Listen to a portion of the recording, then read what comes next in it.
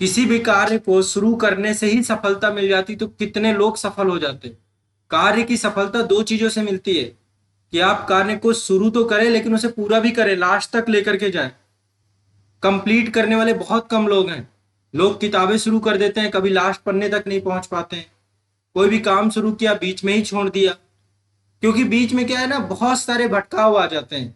आप तैयारी कर रहे हैं, ए एग्जाम की फॉर्म आ गया, बी एग्जाम का एग्जाम दे रहे हैं, फिर इसके बाद सी का फॉर्म आ गया तो बी भी भर दिया, सी भी भर दिया, ए की तैयारी पता नहीं कहाँ चली गई। तो पहले ये क्लियर करो आपको कि आपको लाइफ में करना क्या है। पहले अपनी क्षमताओं को आंकिए कि आप रेगुलर पर्सन है कि नहीं है। बहुत सारे लोग रेगुलर ही नहीं होते हैं, अपनी लाइफ में किसी चीज में रेगुलर नहीं रहते हैं। और जब तक कंटिन्यूअस नहीं रहोगे और किसी काम को कंप्लीट नहीं करोगे, निश्चित तौर पे आप असफल ही रहोगे। हर फील्ड में असफल रहोगे, जितनी भी फील्ड है। तो आपको कोई भी टास्क लेना है तो उस टास्क को पूरा करना है। कब तक? जब तक क्रिकेट का मैच में आप देखते होते हैं, कई बार ऐसा होता है कि ये पता चल जाता है कि अबे टीम हार ही गई, लेकिन उसमें अंतिम गेंद तक मैच चलता है, अंतिम विकेट तक मैच चलता है। नहीं बीच में कह देंगे अब तो हार ही गए, अब क्या जीत लोगे आप, अब तो एक गेंद में 50 रन चाहिए, चलो बंद कर देते हैं, कौन मार पाएगा। लेकिन लास्ट गेंद तब भी फेंकी जाती है ना। तो आपको भी अपने लाइफ में एक चीज समझना है कि काम स्टार्ट ना करो, यदि स्टार्ट कर दिया तो उसे पूरा करने की क्षमता रखो। बीच में आपने 4 दिन आंसर राइटिंग की, कोई फायदा नहीं हुआ। 90% बच्चे वो फेल होते हैं जो अपने काम को शुरू तो कर देते हैं पर पूरा नहीं करते हैं। 90% लोग ऐसे हैं। ठीक है, तो पहले एक बार क्षमता आंक लो, पहले इस चीज से क्लियर हो जाओ कि लाइफ में जो चीज आप करना चाह रहे हो।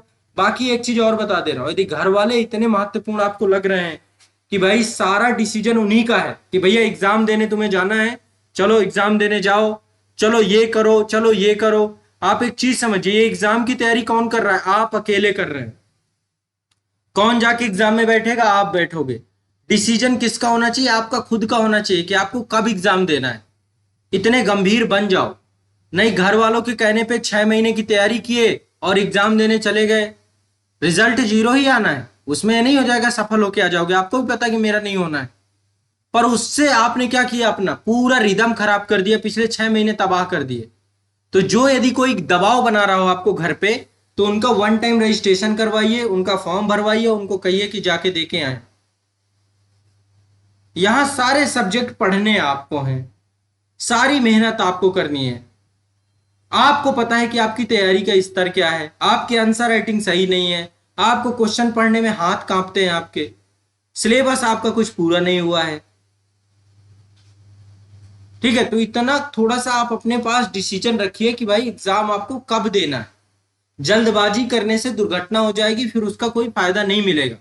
तो घर वालों का योगदान आपके लाइफ में है, मैं नहीं कह रहा हूं, लेकिन एग्जाम आप ही को देना है। एग्जाम आपको देना है तो डिसीजन आपके होने चाहिए। डिसीजन यदि कोई आपके ऊपर थोप रहा है तो आप उसे कहिए कि भाई आप एक एक पेपर मैं आपको दे रहा हूं, भाई फिर आप ही कर लो ना, जब सारी चीजें आप ही के डिसाइड करनी है तो। बहुत सीधी स्पष्ट बात है, बट सिंसियर रहो अपनी लाइफ में। यदि आप सिंसियर नहीं रहोगे तो भी कोई फायदा नहीं है। लिख ही नहीं रहे हो, आधे लोग तो गायब हो जाते हैं। 4 दिन लिखा है, 5वें दिन उनके हाथ दर्द होने लग जाएंगे, 5वें दिन से बहानेबाजी चालू हो जाएगी कि अरे ये तो कंटेंट मैंने पढ़ा ही नहीं। मैंने कहा तो कर क्या रहे हो? पढ़ नहीं रहे हो तो दूसरा काम क्या है आपके पास? तो बहानेबाजी से बचो। आपको पता होता है कि आप बहानेबाजी कर रहे हो, आप टाइम पास कर रहे हो। तो यदि टाइम पास करने के लिए भी आए हो तो ये एग्जाम में मत भिड़ो, कोई काम नहीं आएगा। 4 6 1 साल 2 साल 3 साल 4 साल बाद जो है आपका। कुछ बच्चों की एक हैबिट मैंने और देखी है, घर पे झूठ बोलते हैं। क्या झूठ बोलते हैं? मेरा इस एग्जाम का रिजल्ट आ गया है, मेरा इसमें हो गया है। अंत में पता चलता है फाइनल सिलेक्शन का कोई आता पता नहीं है।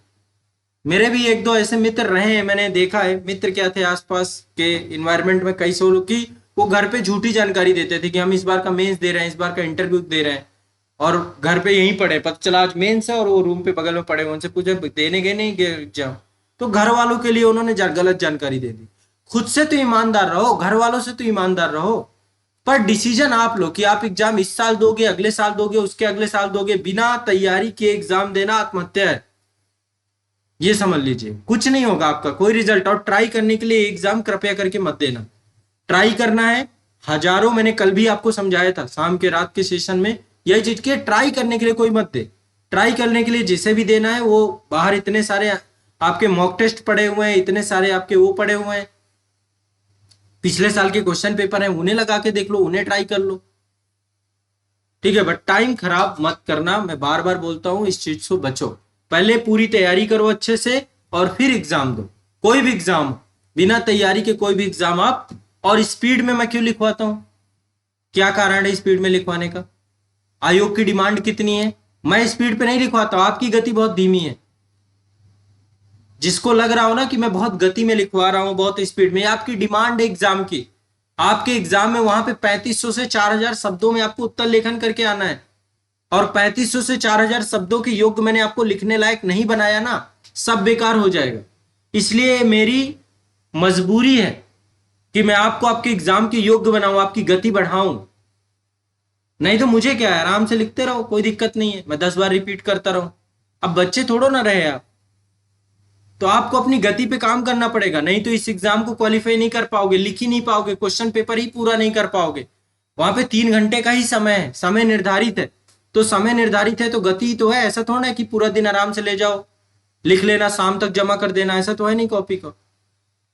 3 घंटे का मतलब 3 घंटा है, सबके लिए बराबर है। तो इसीलिए स्पीड पे आपको काम करना पड़ेगा, ध्यान रखिएगा इस बात को। राइटिंग भी आपको सुधारना पड़ेगा, राइटिंग अब इसकी जिम्मेदारी आपके पहले के टीचरों की थी, अभी तक नहीं सुधरी है तो सुधारिए।